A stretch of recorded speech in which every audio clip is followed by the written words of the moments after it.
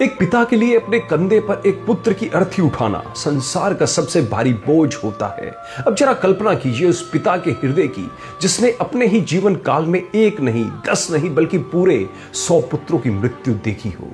कुरुक्षेत्र का युद्ध समाप्त होने के बाद हस्तिनापुर का राजमहल शमशान की तरह शांत था। वहां सिंहासन पर बैठे थे महाराज धृतराष्ट्र, नेत्रहीन, पुत्रहीन और आशाहीन। आज उनका प्रश्न हम सबके मन का प्रश्न है, आखिर मेरे साथ ही ऐसा क्यों हुआ? क्या ईश्वर अन्यायी है या फिर हम जीवन के उस गणित को समझने में चूक कर रहे हैं जो जन्मों के पार तक जाता है? जब भगवान श्री कृष्ण उन्हें संतावना देने आए तो धृतराष्ट्र ने रुंधे गले और क्रोध मिश्रित पीड़ा में पूछा, केशव, मैंने इस जीवन में कोई ऐसा पाप नहीं किया जिससे मुझे 100 पुत्रों के वियोग की सजा मिले। मैंने अपनी दिव्य दृष्टि से अपने अनेकों पिछले जन्मों को देखा है। मैंने हमेशा पुण्य किया, दान दिया, फिर मुझे ये अंधापन और ऐसा वज्रपात क्यों मिला? श्री कृष्ण ने धृतराष्ट्र को वह सत्य बताया जो उनकी 50 जन्मों की दृष्टि से परे था। उन्होंने कहा, राजन, आपने 50 जन्म देखे लेकिन उनके पीछे नहीं देखा। 50 जन्मों से पूर्व आप एक क्रूर शिकारी थे। एक दिन आपने एक शांत सरोवर के पास हंसों के एक सुखी परिवार को देखा। वहां 100 छोटे बच्चे उनके माता पिता थे। केवल अपने क्रूर मनोरंजन के लिए आपने उस घोंसले में आग लगा दी और माता पिता हंस की आंखें फोड़ दी ताकि वे भाग ना सके। उनके 100 बच्चे तड़प तड़प कर वहीं मर गए। धृतराष्ट्र सुन रह गए, लेकिन उनका अगला सवाल और भी गहरा था। केशव, यदि अपराध इतना पुराना था तो सजा मिलने में इतनी देर क्यों हुई?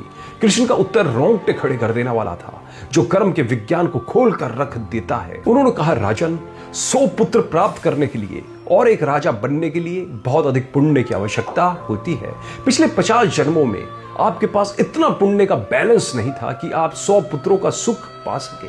कर्म ने प्रतीक्षा की। जब आपने 50 जन्मों का पुण्य जमा किया तब आपको 100 पुत्र मिले ताकि आप उन्हें खोने का वही दर्द सह सके जो आपने उन निर्दोष हंसों को दिया था। दोस्तों, ये कहानी हमें सिखाती है कि कर्म की कोई एक्सपायरी डेट नहीं होती, वह केवल सही समय का इंतजार करता है। प्रकृति का बही खाता कभी गलत नहीं होता। इस गंभीर कथा से हमें अपने जीवन को बेहतर बनाने के लिए 3 कड़वे सच सीखने चाहिए। पहला, कमजोर जीवों या अपनों से छोटे लोगों पर शक्ति का प्रदर्शन ना करें। आज आपकी हंसी कल का सबसे बड़ा रोना बन सकती है। दूसरा, यह मत सोचिए कि पुरानी बातें खत्म हो गई। यदि आपने किसी का दिल दुखाया है तो आज ही प्रायश्चित करें। तीसरा, यदि आप आज अच्छे हैं और फिर भी कष्ट में हैं तो धैर्य रखें। हो सकता है आप किसी पुराने ऋण का भुगतान कर रहे हो। कर्म एक बूमरैंग है, हम जो दुनिया में फेंकते हैं वही लौटकर हमारे पास आता है। अंत में एक सवाल, क्या आप आज कुछ ऐसा कर रहे हैं जिस पर आपको 50 साल बाद गर्व होगा या पछतावा?